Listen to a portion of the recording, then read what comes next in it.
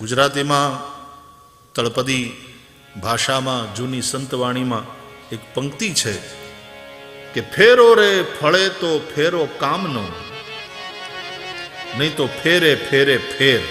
હા, એ જી ફેરો રે ફળે તો ફેરો આ કામ,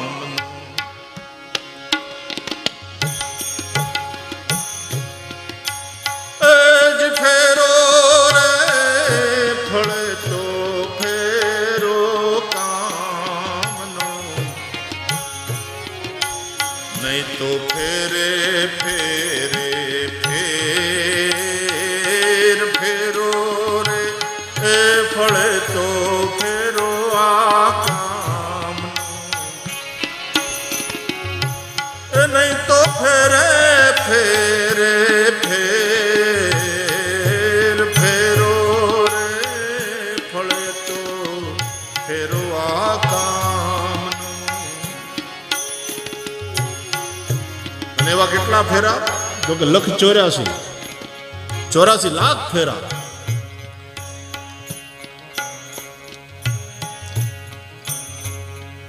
આત્માને ઓળખ્યા વિના રે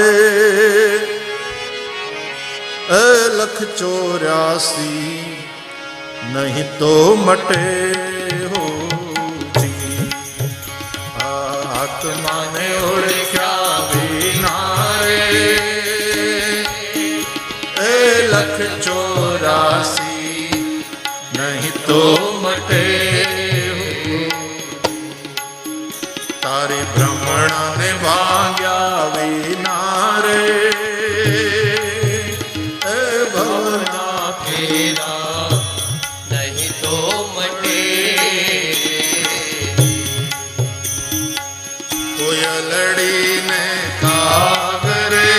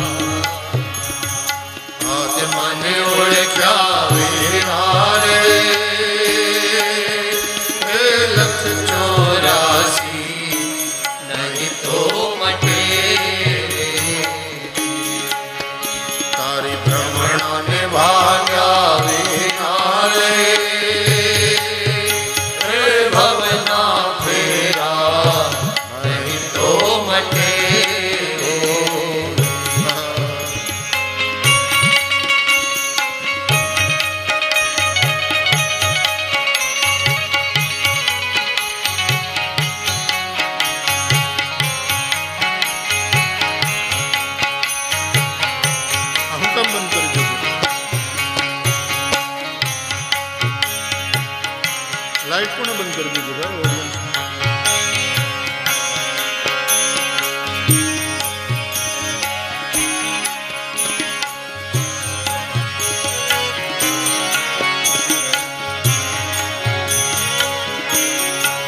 एक बार सेट थी जाए पछी हखड़ दखड़ करो. ए सेट थाओ सेट सेट थी. आखी कथा तुमने सेट करवा माटे अटाणे हखड़ डखड़ छो.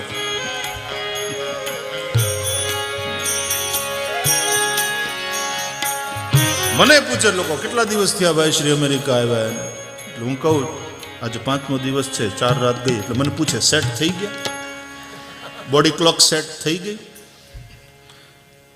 એમ તમને પૂછવાનું મન થાય કેટલી ઉંમર થઈ તમારી? 55 વર્ષ સેટ થયા?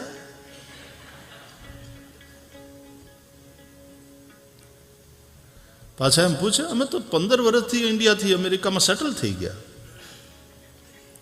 Really you are settled?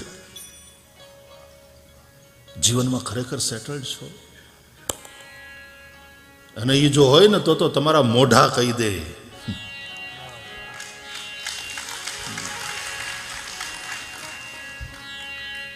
તમારા જીવનમાં જે સંતોષ હોય, તમારા ચહેરા ઉપર જે શાંતિ હોય, તમારો આંતરિક જે આનંદ હોય એ એમ કહી દે કે તમે સેટલ્ડ છો. પણ નથી આપણે.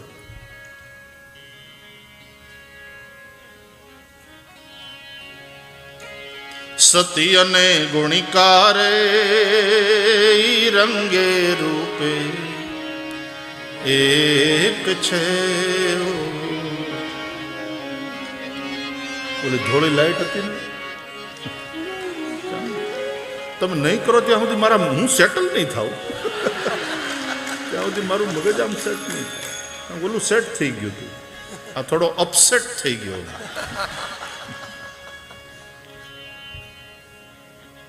આ એ જ દશા છે. આપણા ઘરમાં પૈસા છે એટલે આપણા ઘરમાં ફર્નિચર છે, ટીવી સેટ છે, ટી સેટ છે, સોફા સેટ છે.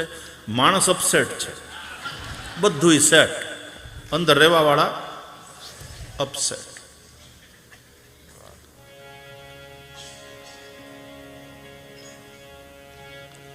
તકલીફો છે તમે જાણો, બાકી ધોળું અજવાળું ગમે છે મને, બહુ સરસ. સતી અને ગુણકારે ઈ રંગે રૂપે એક છે. સતી નારી એના ગુણલા થકી ઓળખાય રે. હા, આત્માને ઓળખ્યા વિના રે એ 1,84 નહીં તો મટે. 1,84 ના ફેરા, પણ જો ફેરો ફળે તો ફેરો કામનો, નહીં તો ફેરે ફેરે ફેર. ફેરે ફેરે ફેર. છેલ્લા ફેરનો અર્થ થાય ડિફરન્ટ. ડિફરન્સ છે બધામાં, દરેક ફેરામાં. વિથ એવરી ફેરા there is difference.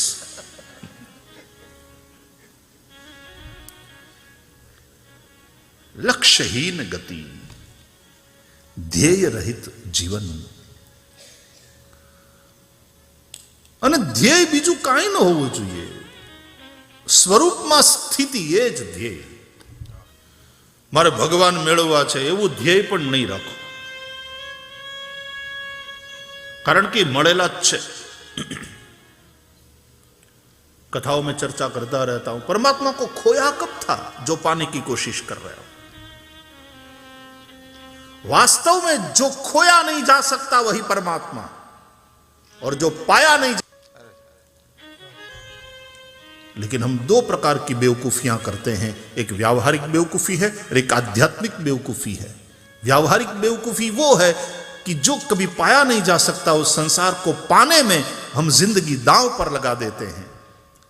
और आध्यात्मिक बेवकूफी ये है,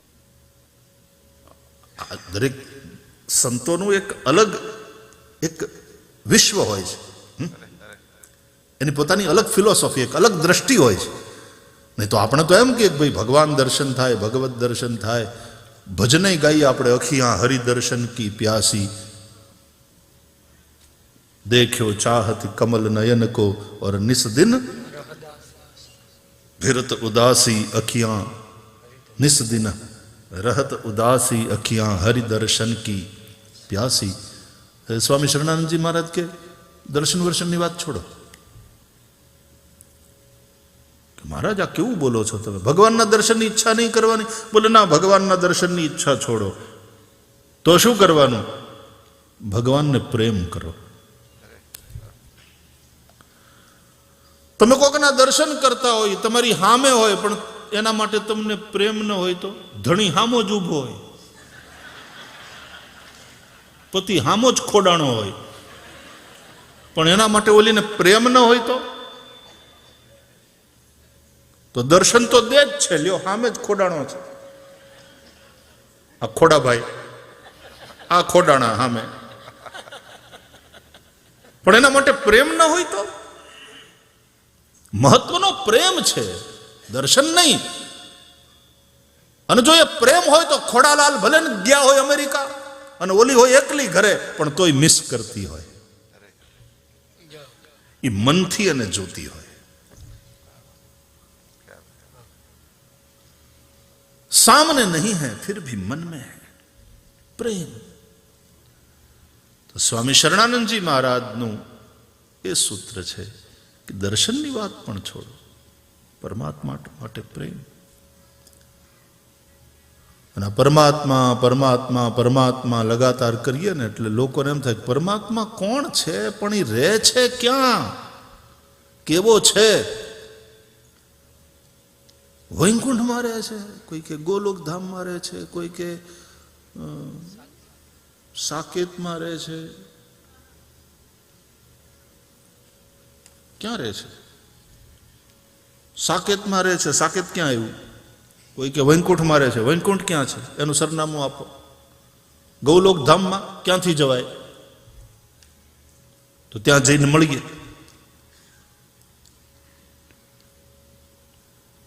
મને વેદોની વાત બહુ ગમે છે આ જગ્યાએ. હું સતત થોડા વર્ષોથી હું પોતે જેનાથી કન્વિન્સ થયો છું એ લોકોને કહું છું કે મને આ વાતે કન્વિન્સ કર્યો છે, વેદની આ વાતે. પુરુષ એ વેદમ સર્વમ. ये जो कुछ है परमात्मा ही है. દર્શન છે જેથી કરીને એમાં લાળ તમારી બરાબર ભળે. પણ ટિફિન ભરતો હોય એમ પેટ ભરે. ટાઈમ નથી, લૂસ લૂસ ખાઈને ભાગે. કામ છે કામ છે કામ છે. પાછા આપણે એમ પૂછીએ કે આ આટલું બધું કામ કરો એના માટે, તો કામ વગર પૈસા થોડા મળે. આ ડોલરિયા ઊભા કરવા હોય તો કામ તો કરવું પડે ને, મહેનત તો કરવી પડે ને. પણ આ પૈસા શું કામ કમાવાના આટલા બધા ડોલરિયા? તો કે એ હોય તો પછી કાંઈક મમનો મેળ પડે ને. પાપી પેટ કા સવાલ હે. મમનો મેળ પડે પાછો ત્યારે એની પાસે મમ કરવાનો ટાઈમ નથી. માણસને તમે પૂછો ને કે શું કામ કમાવો છો, તો કમાएंगे નહીં તો ખાएंगे ક્યાં? એ ખાવા બેઠા હોય ત્યારે એને પૂછો શું કામ ખાઓ છો, બોલે ખાएंगे नहीं तो कमाएंगे कैसे? तो खाने के लिए कमा रहे हैं, कमाने के लिए खा रहे हैं, खाने के लिए कमा रहे हैं, कमाने के लिए खा रहे हैं. આને આ વિશિયસ સાયકલમાં એનું જીવન પૂરું થઈ જાય. આ આપણે 8 દિવસ સામસામા બેસીને ચર્ચા કરીએ જ ને, અમુક આમ સાંભળીને કાઢી નાખવાની વાત નથી. હું તો કથામાં કયા કરું કે કથા એ કોઈ ઉપદેશ નથી, કથા એ ઉપચાર છે. આપણે બધા જ એક વિચિત્ર પ્રકારના રોગથી ગ્રસ્ત માણસો છીએ. એટલા બધા ટેન્શનમાં જીવીએ છીએ. માનસિક રોગો બહુ મોટા છે.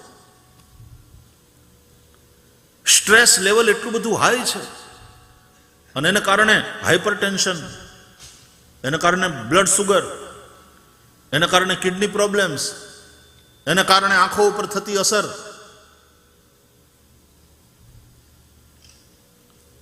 માણસ હાથે કરીને દુઃખી થાય, પેટ ચોળીને પીડા ઊભી કરે. એ દોડ્યા જાય છે, દોડ્યા જાય છે, બધા દોડ્યા જાય છે. એકબીજાની આગળ નીકળી જવું છે, પણ જાવું ક્યાં કોઈને ખબર નથી. એકબીજાની આગળ નીકળી જવું છે, પણ અલ્યા તમારે જાવું છે ક્યાં એ ખબર નથી. जीवन का लक्ष्य क्या है, ध्येय क्या है?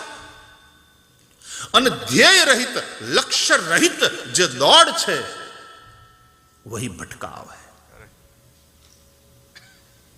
हम भटक रहे हैं.